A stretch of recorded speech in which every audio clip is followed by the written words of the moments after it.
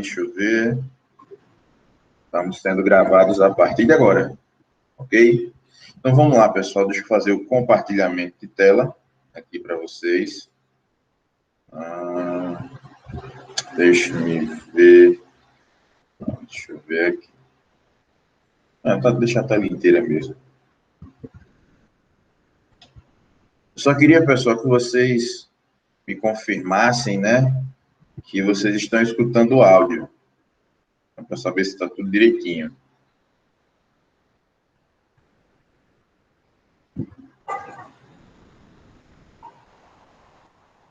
Tá ok o áudio? Eu não estou escutando, não. Eu também não estou escutando. Não está ouvindo? Não. Não.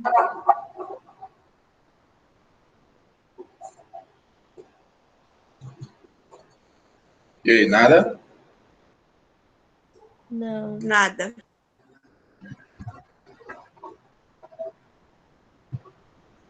Um pouquinho, bom?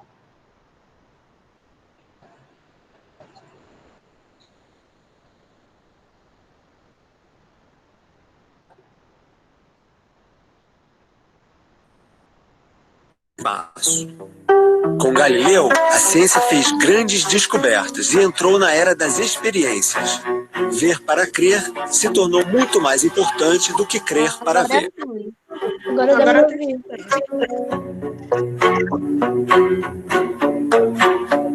Poeira das estrelas, refazendo os passos dos grandes cientistas na busca pela origem do universo e da vida.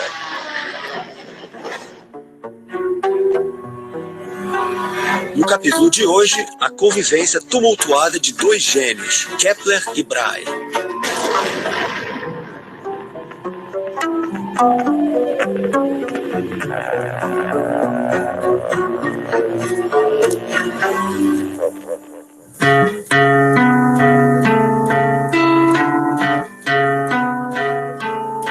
Praga, a bela capital da República Tcheca.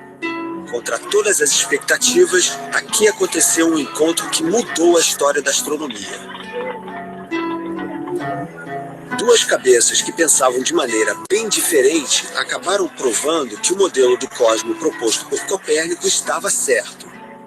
Não é o Sol que gira em torno da Terra, e sim o contrário. Em 1600, o maior astrônomo da Europa, um príncipe dinamarquês, convidou um jovem alemão brilhante para ser seu assistente. O príncipe queria a ajuda dele para provar de uma vez por todas que a Terra era o centro do cosmos. Mas como vocês vão ver, essa história tem um fim muito diferente.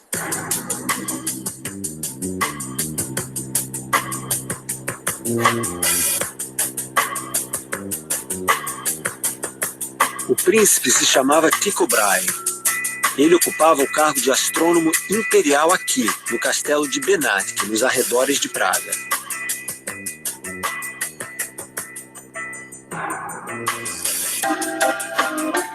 Brahe era um homem de personalidade difícil e aparência assustadora. Num duelo, havia perdido parte do nariz e usava uma prótese de metal.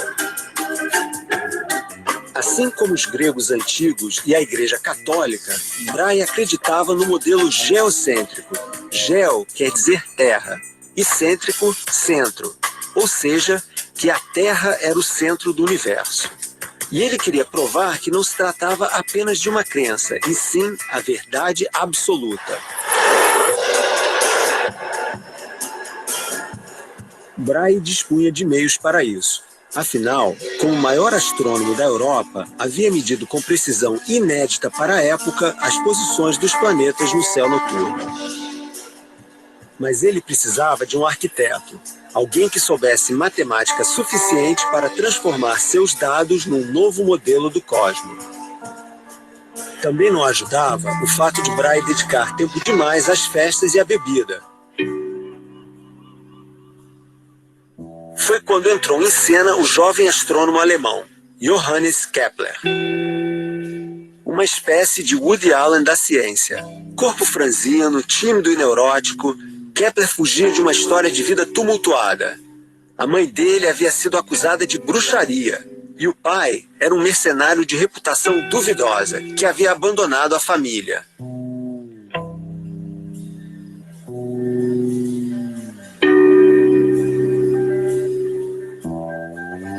Numa Europa dividida por conflitos entre católicos e protestantes, Kepler havia sido expulso da cidade onde morava na Áustria.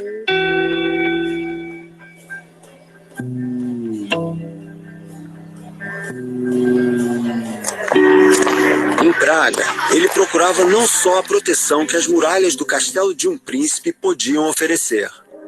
Ele queria encontrar nos céus a ordem que não via na terra.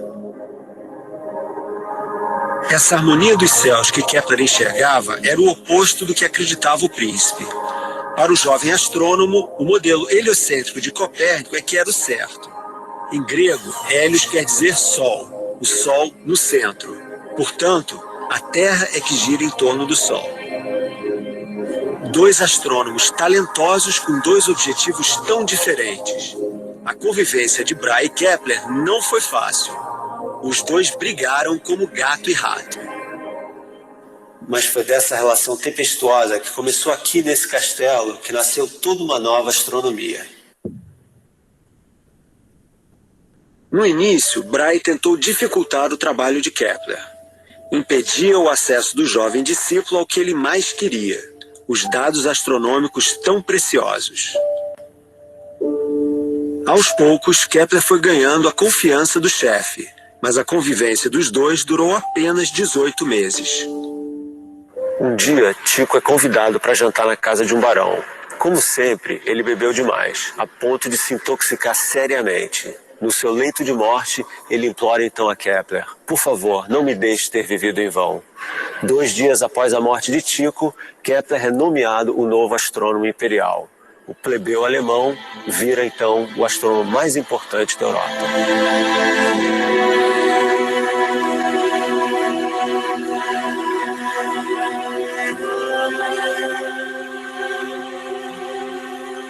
Na igreja de Tin, no centro de Praga, está enterrado Tycho Brahe. No túmulo não falta nem um nariz metálico.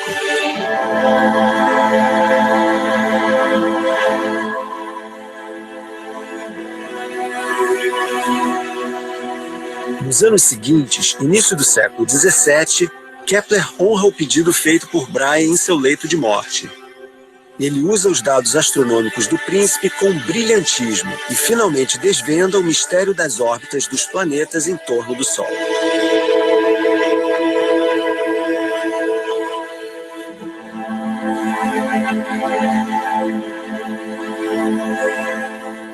Essa aqui é uma edição original de 1619 da obra máxima de Kepler, que ele chamou de A Harmonia do Mundo. Ele usou a palavra harmonia porque, para ele, os planetas giravam em torno do Sol de forma harmônica, feito na música. Aqui também a gente pode ver um diagrama em que tem o Sol no centro e os planetas girando em torno dele em órbitas elípticas. Quase 100 anos depois de iniciada uma revolução na astronomia, Kepler levava o trabalho de Copérnico a um novo patamar, descrevendo com precisão o balé dos planetas em torno do Sol. Eles não giravam em círculos, e sim em elipses, órbitas ovais precisas. O trabalho de Kepler é corajoso e pioneiro não só por mostrar que Copérnico estava certo ao afirmar que o Sol era o centro do sistema solar, mas também por ele ter sido o primeiro a sugerir que uma força vinda do Sol era responsável pelo movimento dos planetas, algo que o Newton mais tarde foi usar. É por isso que Kepler é considerado o primeiro astrofísico, o primeiro a trazer a física para a astronomia. E é por isso também que ele é, para mim, um dos personagens mais importantes na história da ciência. No próximo capítulo, Poeira das Estrelas vai à Inglaterra, onde viveu mais um gênio de personalidade difícil. Isaac Newton, um homem que unificou a física, assim na Terra como no céu. Vamos conhecer a universidade onde Newton estudou.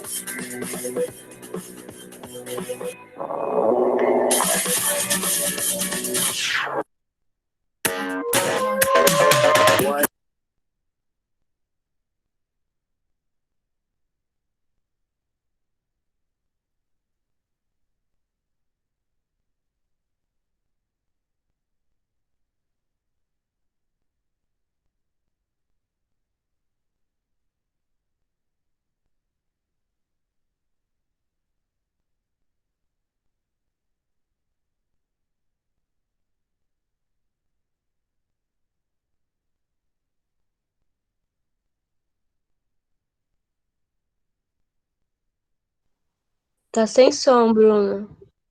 Tá sem som. Bruno?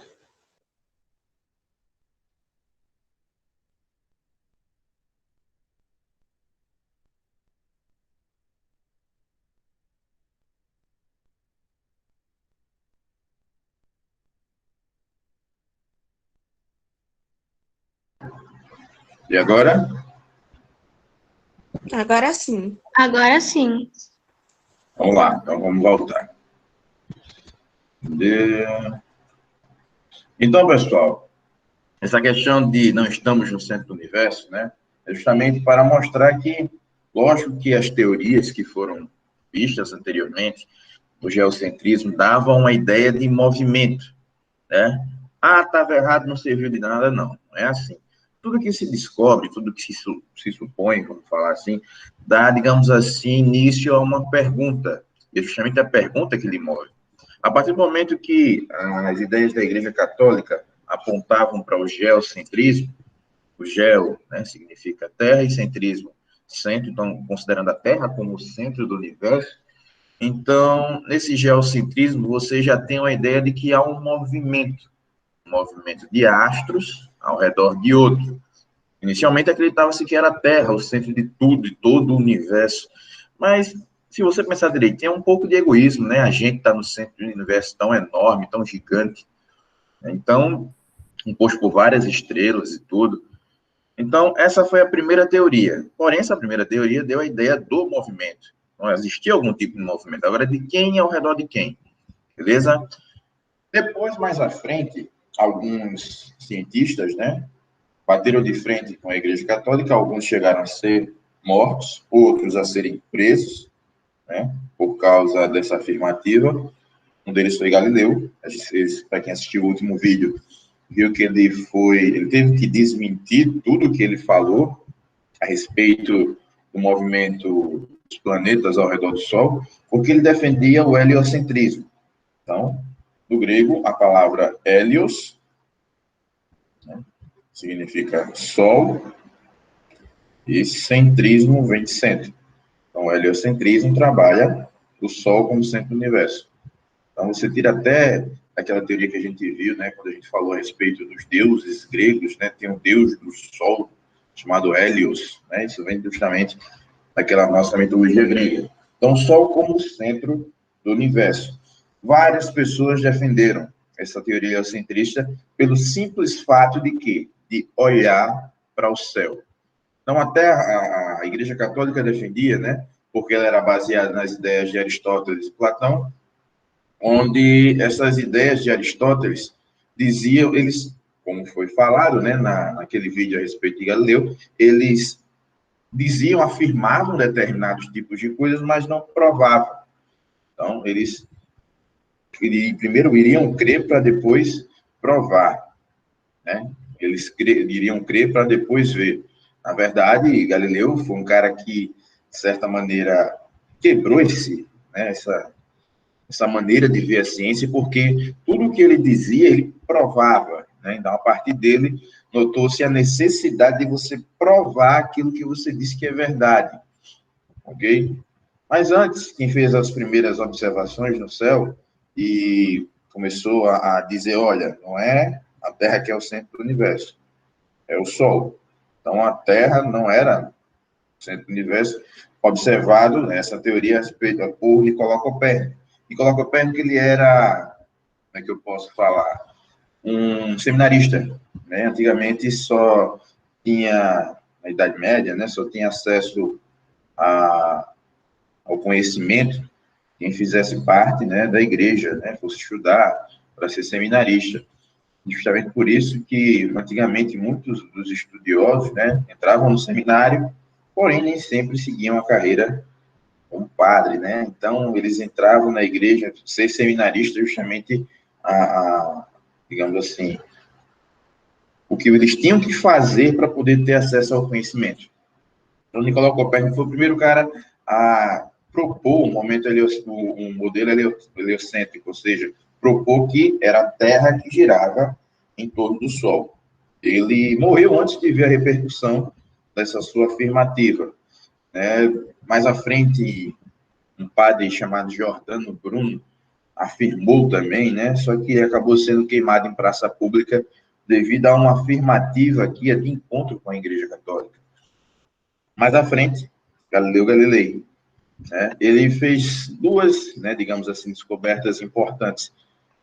Primeira coisa, no caso três, né, três coisas importantes. A primeira coisa que ele fez foi apontar um telescópio para o céu e, a partir daí, ver que o modelo heliocêntrico era o que mais fazia sentido.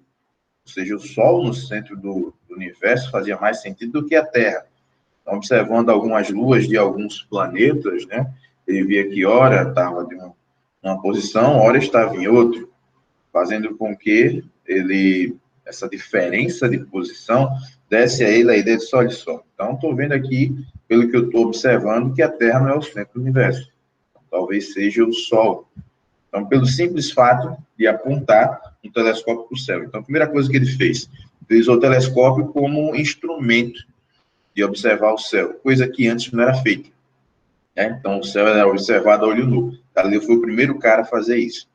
Segunda coisa que ele fez, afirmar, né, a questão da teoria heliocêntrica, que talvez o Sol fosse o centro do universo, né, pegando justamente um gancho das ideias de Nicolau Copérnico.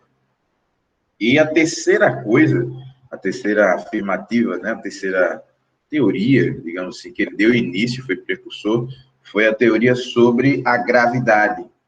Ele dizia o seguinte, que existia uma força, né, que puxava todos os corpos para o centro da Terra, e essa força fazia com que os corpos caíssem com uma certa aceleração, e a sua aceleração da gravidade.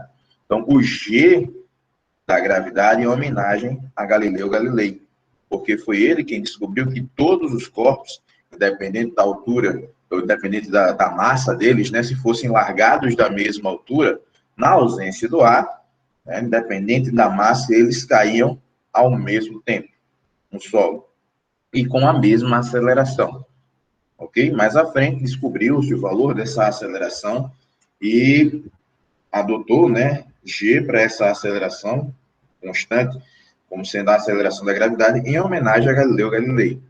Depois de Galileu, veio Kepler, que foi a história agora há pouco que nós vimos, né, na nossa série Poeira das Estrelas. Kepler, ele não falava da gravidade, digamos assim, na Terra, né? Ele falava a respeito da gravidade no espaço, mas ele não chamou de gravidade. Então, foi o que ele disse, que o movimento dos planetas, né, eram ao redor do Sol, ele conseguiu provar isso, que o movimento dos planetas eram ao redor do Sol, em trajetórias em forma de uma elipse, a gente até estuda isso no primeiro ano, que é a parte de leis de Kepler, são as 3 leis de Kepler, a gente vai estudar no primeiro ano, e ele sugeria que o que mantinha esses corpos no movimento ao redor do Sol era uma força, justamente essa força que fazia com que a trajetória no formato de elipse fosse possível. Então, é justamente essa força que faz com que os planetas girem, né, em torno do Sol. Aí, Isaac Newton foi um cara que foi fenomenal, que foi o que ele fez. Ele pegou a teoria de Galileu, de que ele falava que a força que atraía os corpos para o centro da Terra era uma força que acelerava todos eles, né, com o mesmo valor da aceleração, a aceleração da gravidade, e juntou com a teoria de Kepler, que dizia que os corpos faziam movimento ao redor do Sol também por causa de uma força. Isaac Newton falou o seguinte, ó, essa força que tem nos astros, segurando os corpos ao redor do Sol, é a mesma força que atrai os corpos para o centro da Terra. Então, ele descreveu como sendo a mesma força, ele juntou a teoria desses dois gênios, de Galileu e de Kepler, formando, né, uma única, digamos assim, uma única teoria para a gravidade, da força gravitacional. Então, Isaac Newton, ele pega as teorias de astronomia de Kepler e de Galileu e junta numa única teoria. E ele forma, né, formula aí a teoria da gravitação universal. Ele consegue determinar que a mesma força que atrai os corpos para o centro da Terra é a mesma que mantém os planetas ao redor do Sol. Ok? Depois, lá na frente, né, tem um cara que tirou uma foto com a língua de fora, o tal do Albert Einstein, que ele explica como acontece a gravidade, ou seja, como ela vai agir. Então, Isaac Newton falou, as forças que atraem os corpos no centro da Terra e também que mantêm os astros ao redor do Sol, os planetas ao redor do Sol, são as mesmas forças, né, dadas por essa equação que calcula o valor da força. Só que eu não sei como ela acontece, como é que ela age, né? Então, para Isaac Newton, a gravidade era algo que agia de longe. Galileu, ele mostrou, né, na prática ali, qual era a maneira como a gravidade agia, de que maneira ela curvava o espaço. Então, era justamente a curvatura do espaço, onde você tinha nessa curvatura a questão, como é que eu posso falar, da gravidade agindo, né? A gente vai ver se tem a possibilidade mais à frente sobre essa teoria de Isaac Newton sobre a gravidade.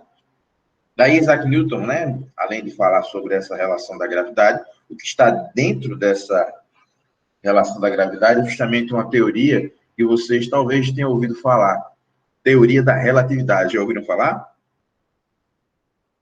Sim, professor, já ouvi falar. Já.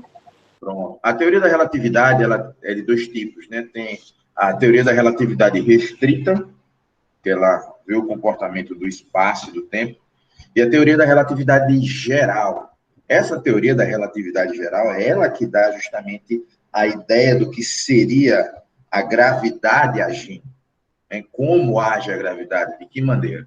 Então, através da teoria da gravidade geral, né, da teoria da relatividade geral, ele vai falar a vocês, olha só, a gravidade age dessa maneira, deformando o espaço, devido à presença de corpos de massa. Então, ele justamente explica a maneira como age a gravidade. Ok? Aí, o seguinte, se eu estou dizendo que a Terra não é mais o centro do universo, certo? Porque nós vimos que é o Sol. Porém, eu pergunto a vocês, o Sol, o nosso Sol, é o centro do universo? Poderíamos afirmar isso? O universo?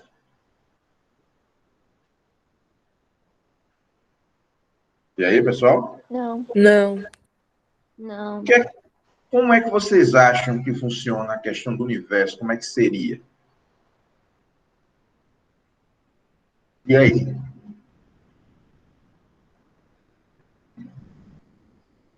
Por exemplo, o que é uma galáxia? Vamos começar a fazer perguntas. O que é uma galáxia? E aí? Alguém sabe dizer? Pessoal? Eu não sei dizer. Não sabe dizer o que é uma galáxia? Vamos lá. Funciona assim, deixa eu ver se eu consigo mostrar a vocês.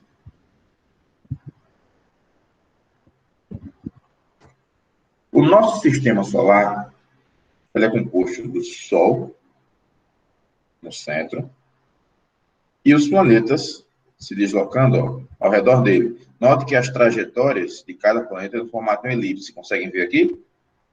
Todo mundo está vendo? Sim ou não? Sim. Só que, o que seria uma galáxia? Pessoal, uma galáxia é um conjunto de estrelas. Um conjunto de estrelas. O nosso Sol, para quem não sabe, ele é uma estrela. É a estrela mais próxima da Terra, mas é uma estrela. Então, todas as estrelas que você vê no céu, se você tivesse a oportunidade de chegar perto delas, seriam estrelas do mesmo jeito que o Sol, do jeito que o nosso Sol. Então, quando a gente fala de uma galáxia, estou falando de um conjunto de estrelas. Então, seria um conjunto de sóis. Entendeu? Sim ou não? Sim. Sim. Então, como é que funciona? Nós temos os planetas girando em torno do Sol, tá vendo aqui, é deste nosso Sol. Só que o nosso Sol é uma estrela dentre as várias que existem na galáxia onde nós nos encontramos. A galáxia que nós nos encontramos é a tal Via Láctea. Já ouviram falar dela? Sim. Sim. Então, a Via Láctea, pessoal, é a galáxia na qual nós nos encontramos. Então, o nosso Sol é uma estrelinha dentro dessa galáxia aqui. Está aqui no meio dela. E esse nosso sistema solar, junto com o nosso Sol, gira em torno dessa galáxia. Então, essa galáxia está girando, os planetas estão girando em torno do Sol, ou seja, existem múltiplos e vários movimentos ocorrendo aí. Entenderam como é que funciona? Então, nós temos os planetas ao redor do Sol, né, onde o nosso Sol é uma estrela, e essa nossa estrela, esse nosso sistema solar, composto pelo Sol no meio, gira em torno do centro de uma galáxia, que é a nossa Via Láctea. Para vocês terem noção, pessoal, quando vocês olham para o céu à noite, vocês, digamos assim, não conseguem ver nem um terço, olha só, se você olhar para o céu à noite, vocês não conseguem ver nem um terço das estrelas que compõem a Via Láctea, que compõem a nossa galáxia. Nem um terço vocês conseguem ver. Então, imagine o quanto é grande a nossa galáxia. Quanto de estrelas nós temos. Tem muitas estrelas aqui na nossa galáxia. E outra, a nossa galáxia não é a única. Existem outras que foram observadas através do nosso telescópio Hubble. Né? Fazendo observações através de suas lentes, ele conseguiu captar a imagem de outras galáxias. Então, ó, aqui seriam outras galáxias próximas à Via Láctea. Deixa eu ver se eu consigo mostrar aqui, ó. Olha onde é que está. Pronto, aqui, ó. Por exemplo, temos a galáxia mais próxima da gente, que é a galáxia de Andrômeda. Olha aqui, ó. Semelhante à nossa. Observe que a coloração já é diferente. O que me diz a cor, né, da luz dessas estrelas? Então, essa cor de luz me diz justamente, dá justamente a noção delas estarem se afastando. Então, a cor da luz vai mudar, né, pelo fato delas estarem possivelmente se afastando da gente. E a nossa ideia do Big Bang diz que os astros estão constantemente se afastando. E também o tempo de vida de cada estrela, de cada sol, digamos assim. Ok? Então, a galáxia de Andrômeda seria uma das mais próximas da gente, as próximas de nós. Aí tem outras galáxias, ó. Galáxia de Olho Negro. Então, ó, olha o formato dela. Então, são várias estrelas, tá vendo aqui, ó? Várias estrelas aqui ao redor dessa galáxia. Então, deixa eu ver qual é a outra que nós temos aqui. Galáxia de Boring. Aqui. Então, todas essas imagens são imagens tiradas a partir do telescópio, telescópios, né? Seja o Hubble, seja outros, que já existem outros telescópios, né? Que são utilizados para fazer visualização das galáxias. Deixa eu ver qual mais. Essa outra galáxia aqui, ó. Tá vendo aqui, ó? Olha. Que dá justamente a junção das estrelas, o formato, desenho. Tá todo mundo conseguindo ver? Sim, Sim. Então, aqui, ó, tá falando, ó, foi imagem do telescópio Hubble. Aí você diz, mas professor, onde é que está esse telescópio Hubble? Ele está no espaço ao redor da Terra.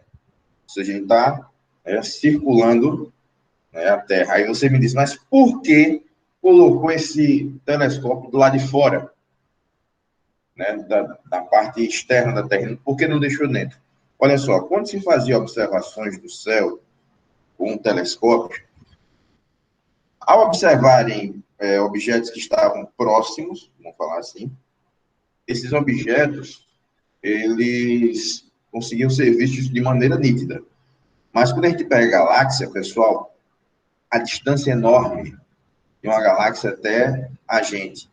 Para vocês terem uma noção, a velocidade da luz é de 300 milhões de metros por segundo. Então, ela viaja 300 milhões de metros a cada um segundo. Porém, essas galáxias estão tão distantes que é possível que o brilho delas, né, seja um brilho de estrelas que já tenham morrido, ó, há muito tempo. Então, a partir daí, você tem a noção da distância que elas se encontram. Ok? Então, são muito distantes. E quando se vê a luz entrando na atmosfera da Terra, você tem um fenômeno chamado de refração da luz. Essa refração faz com que as imagens de astros, né, no espaço ficam um pouco distorcidas. Então, o fato do telescópio Hubble estar do lado de fora da nossa atmosfera melhora essa questão de visualizar de maneira mais clara e mais nítida as galáxias e outros astros que estejam no céu. Entenderam? Compreendido aí? Sim. Sim. Ok. Beleza. Deixa eu voltar aqui. Então, deixa eu ver qual mais. Então, temos várias galáxias aqui. Deixa eu ver outra. Ah, olha outra aqui, ó. Coisa mais linda, tá vendo? Tem um planetário na Usina Ciência. Acho que é na Usina Ciência. Nem sempre ele está disponível, né, para fazer as galáxias catavento aqui. Olha para isso, tem um formato de um catavento. O planetário, ele não faz tanta observação dos planetas, mas da última vez que eu levei alguns alunos, eles faziam a explicação, né, de algumas galáxias no céu, mostrando a posição de algumas delas, né, e qual o formato, né, onde se encontram, qual é a distância. Então, esse planetário, né, se houver a possibilidade, eu sei que nessa pandemia é meio complicado de alguma coisa que cause aglomeração abrir, mas se houver a oportunidade, vamos ver se a gente consegue ir. Não sendo nesse ano, vai ser um pouco difícil esse ano, né, mas se não der esse ano, quem sabe ano que vem. Beleza? Eles trazem, né, um espaço onde eles deixam vocês deitados para verem aquela projeção no céu artificial que eles colocam, tudo com o objetivo de exemplificar como funciona a questão do céu. Muito bonito, por sinal, muito bonito. Bem legal a apresentação deles. Ok? Pessoal, quanto a tudo isso que eu expliquei aqui, alguma dúvida, alguma pergunta aí? E aí? Não, Bruno. Não, Tudo ok. certo. Tá tudo Não. ok, tudo bem. Alguma curiosidade que vocês queiram saber? Alguma coisa que vocês disseram, rapaz, eu não sabia que era desse jeito. É possível que exista outros planetas igual o nosso em outros lugares? Vamos lá. Deixa eu ver se eu consigo tentar explicar essa sua pergunta. Deixa eu ver. A respeito. Vamos lá. Vou botar para aqui, ó.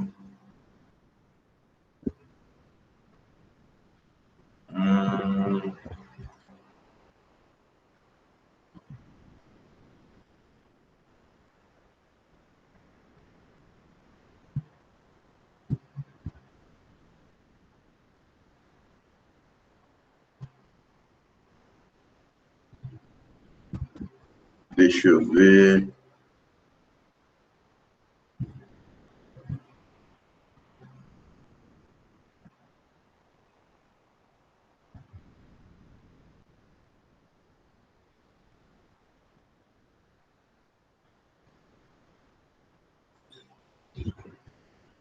Ver se tem como eu mostrar isso aqui, para ver se eu consigo explicar essa sua pergunta. Número de estrelas Via Láctea. Olha só, se você consegue ver aqui, ó, o número de estrelas que você tem na Via Láctea vai de 250, né? De 150 a 250 bilhões, né? Vamos lá. De 250, em média, né? Mais ou menos, 150 a 250 bilhões de estrelas. Aí pense um pouquinho. Cada uma dessas estrelas, cada uma delas, é um Sol parecido com o nosso. Que pode ter ou não planetas ao redor, né, dessa estrela. Pode ter planetas ao redor dessa estrela. Aí eu pergunto a você, você tem 250 bilhões de sóis parecidos com o nosso, onde em cada um deles eu posso ter planetas ao redor. existe a possibilidade de ter algum planeta com as mesmas condições que o nosso ao redor de uma dessas estrelas? Eu volto para você a pergunta. Você acha que existe a possibilidade? Acho que sim. Acho que sim. Então, olha só, foi descoberto, né? Porque, assim, o que é que possibilita nós termos a vida na Terra? A Terra, ela primeiramente, ela está numa posição estratégica. Por quê? Porque ela nem está tão próximo do Sol a ponto de ser muito quente e não ter vida, e nem está muito distante a ponto de ser muito fria. Ela está na posição exata para que exista vida. Segunda coisa, ela tem uma atmosfera que permite, né, a gente tem os gases necessários para a gente sobreviver. Terceira coisa, a gente tem um campo eletromagnético que desvia os raios nocivos do Sol, que poderia causar, né, digamos assim, tostar a superfície da Terra. Então, nós temos várias coisas que possibilitam a gente de ter o nosso tipo de vida. Então, seria muito, digamos assim, acho que a palavra é egoísmo mesmo, a gente achar que dentro apenas da nossa galáxia só existe o nosso planeta com essas mesmas condições de vida. Foi visto, a partir de observações, né, que existe um planeta, né, observações de telescópio, existe um planeta que tem as mesmas condições do nosso, próximo a uma estrela. É o Kepler, não sei das quantas, me esqueci. Ele tem a mesma distância do Sol que o nosso planeta tem condições parecidas, né? Você não é professor, porque a gente ainda não foi lá. Olha só, para você ter uma noção, uma viagem para Marte duraria, em média, uns 5 anos. Acredito que ir de volta. Né? Uns 5 anos, por aí, 8, não sei, não lembro ao certo. Mas é longa. Olha que é Marte dentro do nosso próprio sistema solar. Imagine para uma estrela mais próxima. Quanto não iria durar? Tá entendendo? Então, já foi encontrado planetas com as mesmas condições que o nosso. Acho que 1 ou 2 planetas com as mesmas condições que o nosso, né, a ponto de ter vida parecida com a nossa. Tá entendendo? Então, existe, sim, essa possibilidade. O problema é chegar até ele. É muito distante mesmo. Ok? Matei sua curiosidade? Ou eu deixei com mais perguntas? Bruno, Oi. para quem está dentro do foguete, se passa 5 anos mesmo, que nem aqui na Terra, como passa com a Olha gente? só, acho que você está falando a respeito da teoria dos gêmeos, né? Que o pessoal fala de Einstein, é isso? Teoria dos gêmeos, que um foi para o espaço, outro ficou na Terra, é isso? Que um ficou mais velho que o outro, né? Mais ou menos isso que você queria falar? É, isso mesmo. Pronto, olha só. A teoria da relatividade de Albert Einstein fala que quando você viaja próximo à velocidade da luz, o tempo para essa pessoa que está próxima à velocidade da luz passa mais devagar, ok? Tem até um filme chamado Interestelar, não sei se alguém já chegou a assistir, muito bom filme, por sinal. Esse filme fala mais ou menos de como age a gravidade, né, quando você está acelerado próximo à velocidade da luz. Eles vão visitar um planeta, né, possivelmente habitável, que é próximo a um buraco negro. Para quem não sabe, o buraco negro é uma das possibilidades que eu posso ter de uma estrela quando ela morre. Quando ela morre, ela pode se tornar várias coisas, inclusive um buraco negro. Então, o buraco negro ele tem digamos assim, uma força gravitacional extremamente alta, a ponto de acelerar você a velocidade muito grande. Então, quando você fica próximo a um planeta com a gravidade, que seria, né, meio complicado falar disso, tem muita coisa que é fantasioso nesse filme, mas se você conseguir ser acelerado próximo à velocidade da luz, o tempo para você passa bem mais devagar. Então, isso ocorre, o que você está falando, quando a gente viaja próximo à velocidade da luz. Essa diferença grande, você consegue ver próximo à velocidade. Ah, mas se for uma velocidade alta, mas não próximo. Pode ter, sim, algumas pequenas variações. Isso já foi até provado. Quando você viaja a uma determinada velocidade com relação a um corpo que está parado, o tempo passa de maneira diferente. Só que a velocidade com a qual a gente tem a capacidade de andar aqui na Terra é tão pequena que os efeitos são mínimos, quase que imperceptíveis. Mas sim, o tempo passa diferente para quem viaja a grandes velocidades. Ok? Negócio doido. É doido, mas você sabia que é justamente esse negócio doido que permite a gente, digamos assim, ter os satélites orientados de forma correta?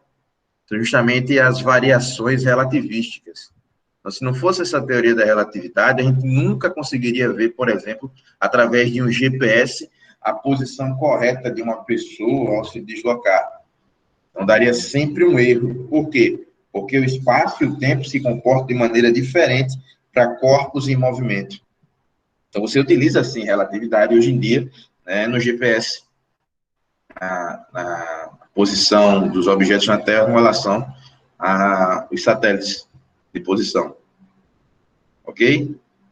Mais alguém, pessoal? E aí? Acho que não, Bruno. Não, né?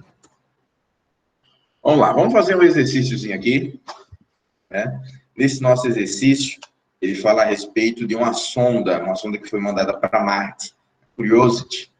Ele fala que a Mars Science Laboratory, né, da NASA, foi lançada em 26 de novembro de 2011, com os objetivos de investigar a possibilidade da existência de vida em Marte, estudar seu clima, seu relevo e coletar dados para envio de uma futura missão tripulada ao planeta. Viajando a uma velocidade média de 93 mil quilômetros por hora, a sonda levou, né, em seu interior um robô Jeep, Curiosity, né, curiosidade em português, e em 6 de agosto de 2012, a sonda pousou em Marte, depois de uma jornada de 560 milhões, né, de quilômetros. E continua lá até hoje, estudando as condições do planeta. Vez ou outra, né, para quem tem um pouquinho de acompanhamento nesses canais a respeito da parte de ciência, mostra, ou então até no Jornal Nacional fala um pouquinho da sonda, falava mais, né? Hoje em dia o pessoal já não está dando tanta visibilidade, mas a respeito das imagens de Marte, né, das coisas que são coletadas lá, do que se conseguiu encontrar, ok? Então, isso era muito falado, né? Você chegar a Marte, né, um outro planeta, que até a gente só tinha chegado, se não me engano, até a Lua, mas da Lua para Marte é um salto, digamos assim. Mas vamos lá. A letra A, né, fala o seguinte: que tipo de informações a Curiosity poderia recolher sobre Marte? E aí, pessoal, que tipo de informações ela pode colher sobre Marte? O clima, o solo. Exatamente, clima, solo, relevo, né? Então, tudo isso, ele fala até aí, ó, como é que se diz? No texto, ver as condições de vida, ver se existe água naquele planeta, porque uma das condições para que exista vida, digamos que semelhante à nossa, é a possibilidade de existir água. Viram? E assim, sem água, o nosso tipo de vida, né, nós, seres humanos, não conseguiríamos viver por muito tempo, né? Até para se fosse a possibilidade de uma colônia de pessoas morarem lá, morar em Marte. O pessoal fala até a respeito, eu não sei nem se isso é verdade, né? Precisa até pesquisar direitinho. E existe colônias feitas para pessoas, algumas pessoas morarem na Lua, outras morarem em Marte, eu não tenho certeza disso, preciso confirmar ainda. Mas para morar fora do planeta, algumas colônias, o pessoal, tem gente que já assinou e vai, se tiver a possibilidade, se der tudo certinho, vai morar fora do planeta. Eu digo, rapaz, eu seria curioso de ir, né? Mas para morar é meio complicado. Mas realmente, como o nosso colega falou aí, ó, dados sobre o planeta, a superfície, sua composição na atmosfera, o clima, né? Então, tudo isso foi digamos assim, utilizado, né, foram informações colhidas pela Curiosity. Okay? Na letra B, ele fala assim, ó, com base nos dados citados no texto, calcule a velocidade média, né, dessa MSL, a velocidade média da nave, né, e veja se ela é compatível com a velocidade que ele deu na questão aqui, ó, 93.000 km por hora. Considere que, para cálculo da velocidade média, deve-se dividir a distância percorrida pelo tempo gasto da viagem. Então, aqui ele já disse como vai fazer. Ó, a distância dividido pelo tempo. Todo mundo entendeu aí? Sim. Vamos lá. Se a distância dividida pelo tempo, eu pergunto a vocês, de quanto foi a distância? Está aí no texto. 560 milhões? 560 milhões. E o tempo? Vamos lá. Ela foi lançada em 26 de novembro de 2011. 26 de novembro de 2011. E chegou lá em 6 de agosto de 2012. Isso dá quanto tempo?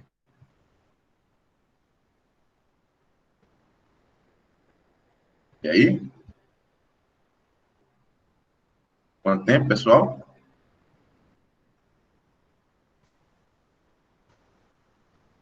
Pessoal?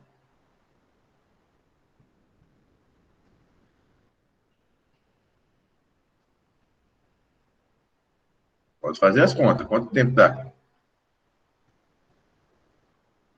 Repete. Ela saiu daqui dia 26 de novembro de 2011.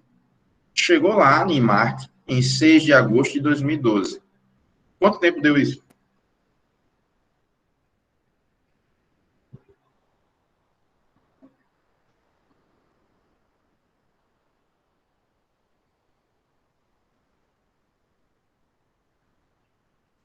Nove meses, eu acho. Mais ou menos, bota 8 meses e 10 dias, né? Para ser mais exato. Dá uns 8 meses e 10 dias por aí. Quase 9. Temos aí um descontozinho, né? Aí, se a gente for fazer isso, esses 8 meses e 10 dias, colocar em horas, porque notem que é em quilômetros por hora, ele tem que seguir a unidade que está dando aí para a gente a velocidade. Então, se eu vou colocar em quilômetros por hora, vai dar 5,6 vezes 10 oitava quilômetros, dividido por 6,024 vezes 10 a terceira hora. Dividindo isso aqui, ó, vai dar aproximadamente 93 vezes 10 a terceira quilômetros por hora. O 10 a terceira é 93 mil, é ou não é? Sim ou não? Sim. Sim. Não. Seria, aqui onde está correto. Nós temos a velocidade correta que foi calculada. Beleza? Então, bateu. Tá próximo. Ok, galera? Alguma dúvida? Não. Vamos fazer a chamada de vocês aqui. Então, deixa eu voltar aqui. Vamos fazer o nosso refresh aqui. Vamos lá, temos 39. Na verdade, são 38 que eu estou compartilhando duas telas, né? Eita. Tá dando 11.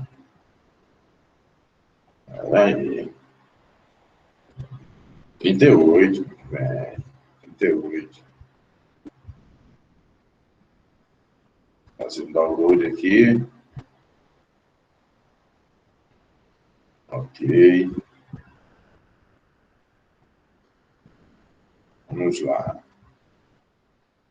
Vamos organizar. Saber aqui. Tudo direitinho. Vamos fechar. Pessoal, todo mundo fez as atividades que eu solicitei na semana passada. E aí? Sim. Sim. Olha só, é extremamente importante que vocês façam, porque da última vez eu pedi para vocês fazerem, mandei mensagens no particular de vocês, certo? Mas teve gente que disse que não viu, não prestou atenção. Olha só, a agenda de vocês agora se chama mural, certo? Esse mural vocês têm que estar olhando direto. Se vocês não ficarem olhando esse mural de vocês de cada disciplina direto, pode ter certeza, vocês vão perder, né, alguma atividade que eu venha solicitar. Então, pessoal, é extremamente importante que vocês Aqui é para entregar até amanhã, né? É para até amanhã. É a Até página amanhã. 93, né? Eu coloquei, a página 93, eu coloquei, deixa eu ver aqui, as questões, não foi? Deixa eu abrir aqui. Exercícios 1, 2 e 3. É só esse, né? 1, 2 e 3, exatamente. Exercícios 1, 2 e 3, página 93. Até amanhã. Até agora, tem 12 pessoas que entregaram. Ok? Tem 12. Vão lá, dê uma olhadinha direitinho. Ô, Bruno, licença. Só Oi, tem Ju. essa, né, Bruno? Não é sobre essa atividade, é sobre a atividade de sábado. Eu enviei acho que 2 vezes e depois, quando eu fui confirmar se tinha enviado, não apareceu eu tinha enviado. Tem como Sei. você confirmar se eu entreguei? A de sábado, rapaz, Isso. com É quase porque certeza. nem sempre aparece que foi entregue pelo sala de aula e tem que ver só no coisa do formulário, eu acho. Quem entregou. Vamos lá. As respostas. Ó, tem aqui 59 respostas. Tem necessidade de tudo isso. Mas beleza. A gente mandou 2, 3 vezes. Qual o seu nome para eu ver aqui? Eu consegui chegar. Ana Caroline dos Santos Melo. Ana Caroline. Ave Maria, para achar aqui vai ser osso. Aqui, do Santos Melo. Você mandou 2 vezes. Ah, certo, tá bom. Certo? Tá aqui. Beleza? Tá bom, Bruno, obrigada. Então, não deixe de fazer atividade. Essa atividade, ela sempre chega, né? Essa daqui, ó, capítulo 5, sempre vai chegar. E hoje eu vou passar outra para a semana que vem. Então, é importante que vocês cumpram o prazo, pessoal, para que vocês não acumulem atividades. Notem que eu coloquei 3 questões, né? Eu vou colocar no máximo, estourando até 5, mas não é muita coisa. Então, 3 questõezinhas, dá para vocês fazerem rapidinho. Se vocês começarem a resolver no dia em que chegar, geralmente eu vou estar enviando essas atividades dia de terça, e eu vou solicitar para outra terça, vocês não vão acumular. Então, às vezes, são no máximo de 3 a 5 questões. Não tem necessidade de você atrasar tanto essa entrega. Então, não atrasem, para que vocês, digamos assim, não tenham prejuízo lá na frente, na hora de fazer, contabilizar as atividades que vocês responderam. Ok? Não deixem de entregar. Tranquilo, pessoal? Tudo certo? Sim. Ok. Sim. Vamos lá. Então, não se esqueçam, atividade, até amanhã. Ano, frequência. Deixa eu ver aqui, organizar aqui. Ô, Bruno, a Beatriz Fala. Maia disse que ela não compareceu à aula porque ela está fazendo um exame. Hein? A Beatriz Maia. Beatriz Melo? É isso? Maia. Beatriz Maia. Ok. Vai ficar a falta justificada dela, né? Deixa eu só... 2...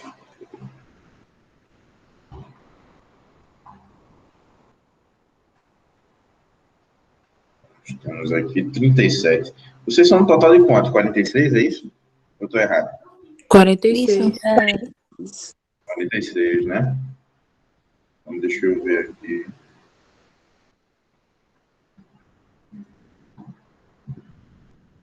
Vamos salvar aqui. A data de hoje são 13, né? 13/7. É. Só salvar aqui a frequência. Então, a frequência está salva. Ô, Bruno, Fala. a atividade da página 93, a primeira, a segunda e a terceira questão, é atividades propostas? Vamos voltar lá. Se você olhar direitinho, coloca aqui. Atividades propostas, tá vendo? Ah, tá. Ok? Atividades propostas. Mais alguma dúvida? Não. Ok. Vamos dar continuidade lá à nossa apresentação. Vamos para a próxima questão, né? Vamos lá. Essas questões aí trabalham, né, alguma coisa referente à parte que a gente viu a respeito de Marte, né? Aí ele fala assim, os primeiros seres humanos a chegarem em Marte encontraram sinais da ação de seres inteligentes na superfície do planeta. Quais são esses sinais? Que sinais são esses? Lembrando da nossa questão anterior, quais seriam esses sinais?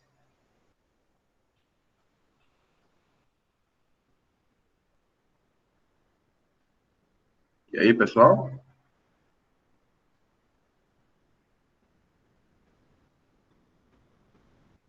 E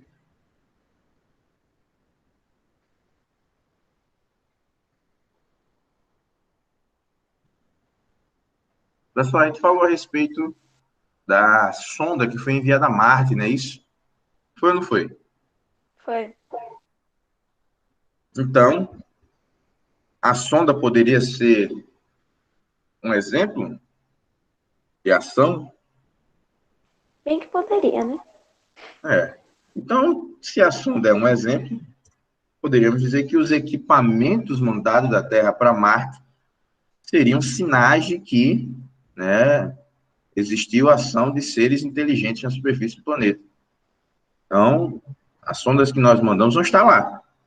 Ninguém vai pegar ela de volta, até mesmo porque não tem nem como, né? Então, vai ficar lá, mandou para lá para ficar lá. Então, existe a possibilidade da gente ir para lá, né, um dia.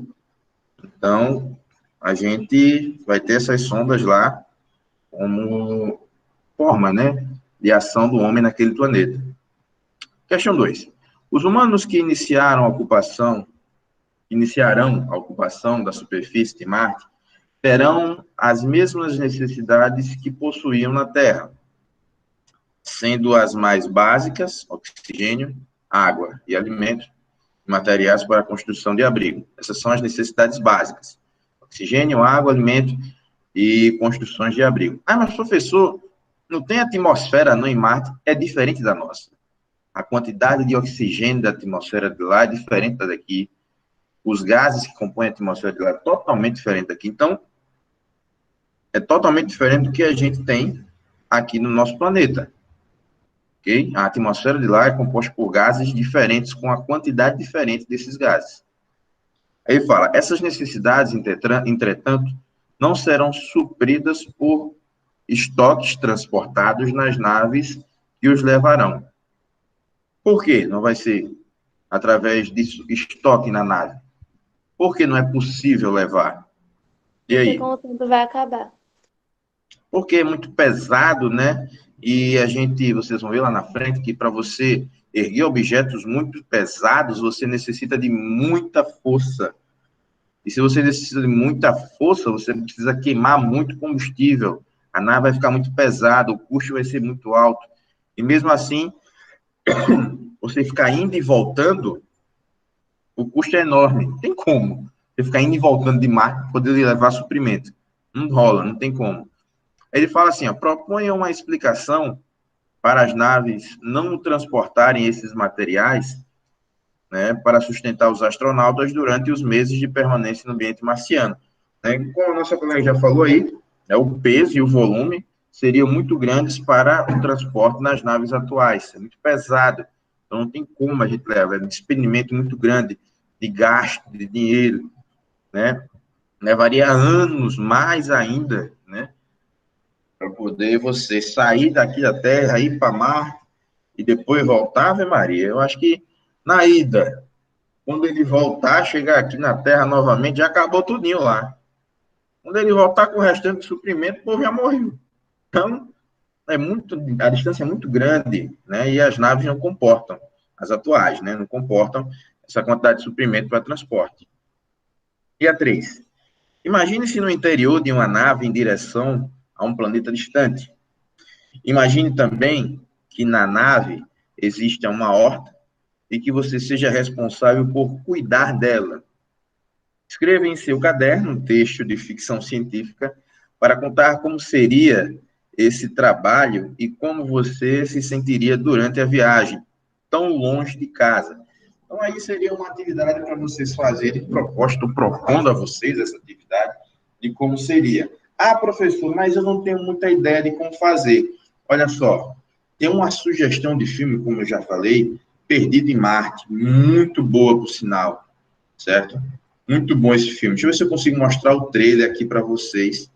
Ele fala a respeito dessa questão da viagem a Marte. Deixa eu colocar aqui para a gente... Se eu consigo ir aqui, não sei se ele foi.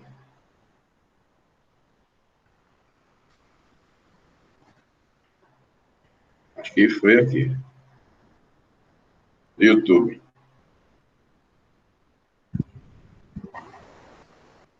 Deixa eu colocar aqui o áudio para vocês ouvirem. Tá todo mundo vendo aqui, YouTube? Todo mundo vendo? Sim. Deixa eu colocar aqui. Quando vocês conseguirem ouvir.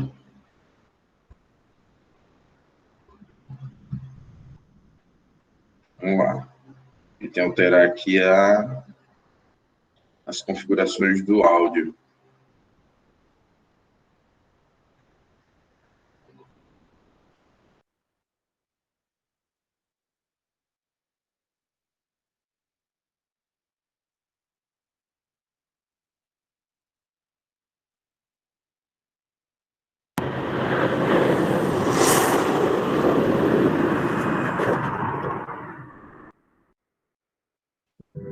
Dá pra ouvir, Bruno.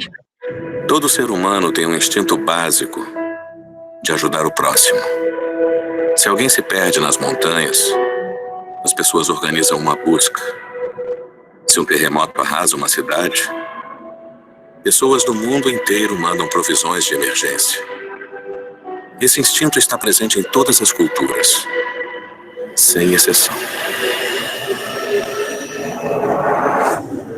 Por volta das 4h30 da manhã, nossos satélites detectaram uma tempestade se aproximando da área 3 da missão em Marte.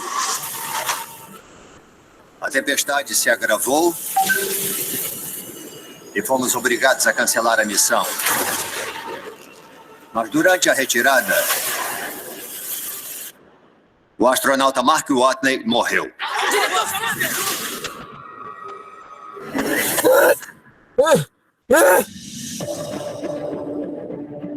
Estou registrando só para constar. Aqui é Mark Watney e eu ainda estou vivo. É óbvio. Eu não tenho como contatar a NASA ou meus colegas.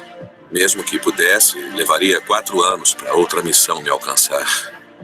Estou num módulo feito para durar 31 dias. Diante de perspectivas tão adversas, só me resta uma opção. Eu vou usar a ciência para sair daqui. Legal. Vamos fazer os cálculos. Eu tenho que dar um jeito de cultivar 4 anos de comida aqui, num planeta onde nada cresce. Mas se eu não conseguir entrar em contato com a NASA, nada disso vai importar. Houston, recebemos um vídeo. Ele foi endereçado a toda a equipe. Mostre. Estão me captando? Meu Deus. Mark Watney está vivo. Toma essa, Neil Armstrong. Nós o deixamos para trás. Vamos resgatá-lo. A NASA rejeitou a missão. Então, estamos falando de motivo. Se nós errarmos a sincronização dos suprimentos, morremos. Se usarmos errado a gravidade da Terra, morremos.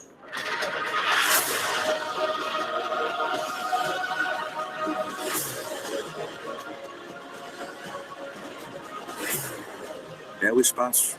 Ele não coopera. Eu garanto a você que em algum momento tudo vai dar errado. E você dirá, acabou? É assim que eu vou morrer. É possível que ainda esteja vivo? Perdido em Marte.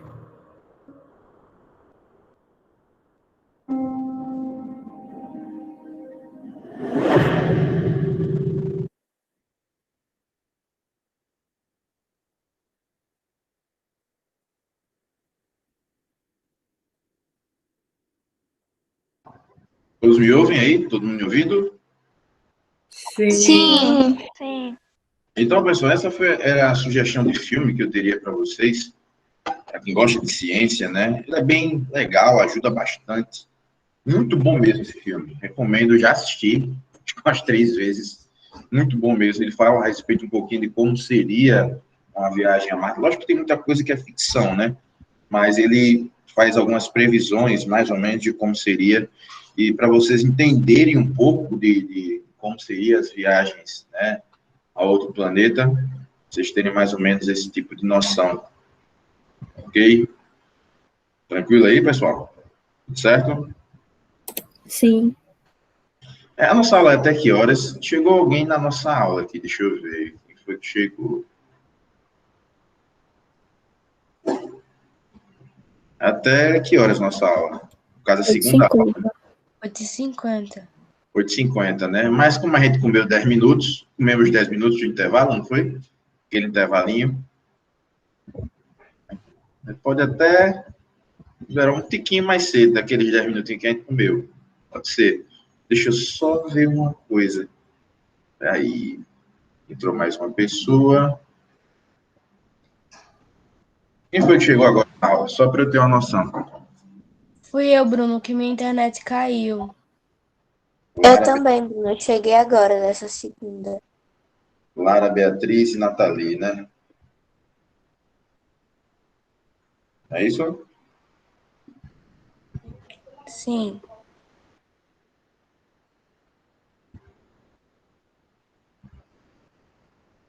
Só...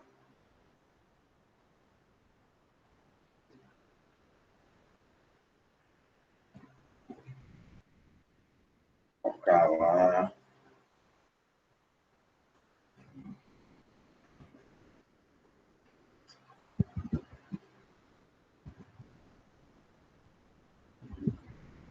Então, 39 pessoas.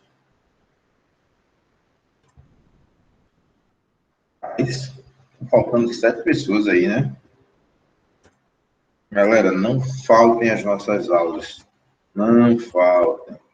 Então é importante que vocês participem. Como vocês sabem, né, a participação nas aulas conta também para a avaliação de vocês. A avaliação qualitativa. Então, a participação, a presença nas aulas, né, faz toda a diferença na hora da gente fechar a nota de vocês, ok? Não deixem de participar das aulas, por favor, pelo amor de Deus.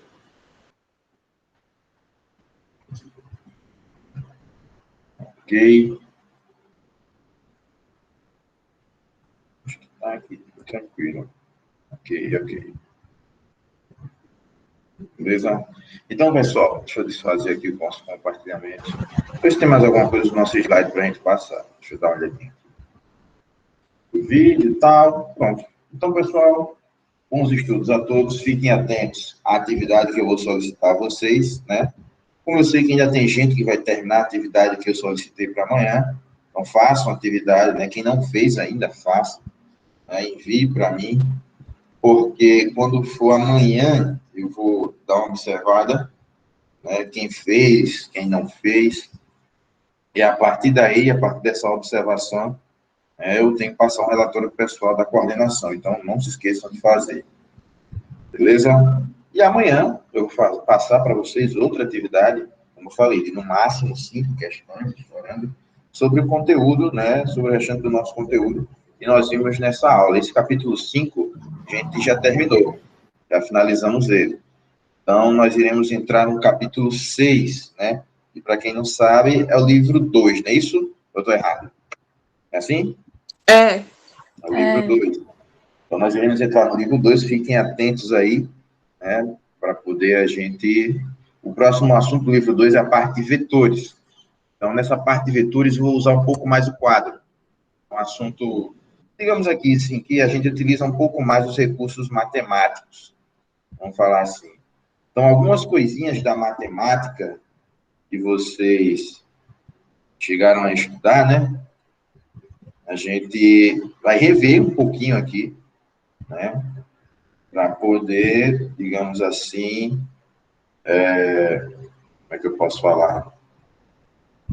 A gente vai rever para poder ter a possibilidade, né, de utilizar esse nosso próximo assunto.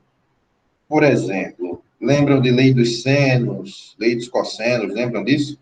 Sim ou não? Lembra, pessoal? Mais ou menos. Mais ou menos. Vai ter que lembrar mais do que menos, entendeu? Tem que lembrar, porque é uma coisa que a gente vai ver algo parecido, vamos falar assim. Né? Então, fiquem atentos aí. A gente chegou mais uma pessoa na nossa aula, temos um total de 40 agora. Deixa eu ver.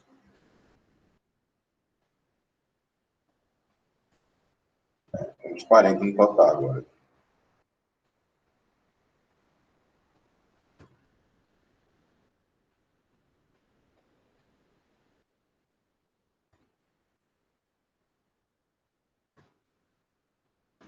Exatamente. 40 pessoas. Letícia Araújo.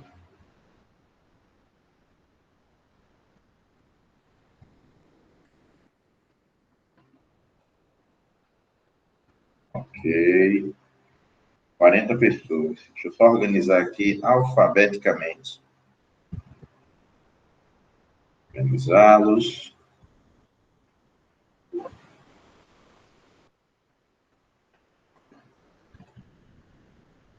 Ok. Tainá. Então, pessoal, outra coisa também importante. Se você faltou uma aula, né? Notem que eu estou sempre postando as aulas, né, no mural de vocês. Então, se por acaso você faltar alguma aula, eu espero que não, né? Mas se chegar a faltar alguma aula, tente assistir a aula que eu vou acabar postando no mural, que eu posto dentro da semana que houve a aula. Então, essa aula que está sendo gravada agora, né? A gente está gravando ela, porém ela vai ser postada ainda essa semana, para que quem não assistiu tenha a oportunidade de assistir depois. Beleza, pessoal? Tranquilo? Então, vou interromper aqui a nossa gravação, né? Então, antes de interromper, obrigado a todos, né? Abraço a todo mundo e até a nossa próxima aula, beleza? Tchau, tchau, pessoal. Tchau, Bruno. Tchau, Bruno. Tchau, Bruno. Tchau, Bruno. Tchau. Tchau. Tchau.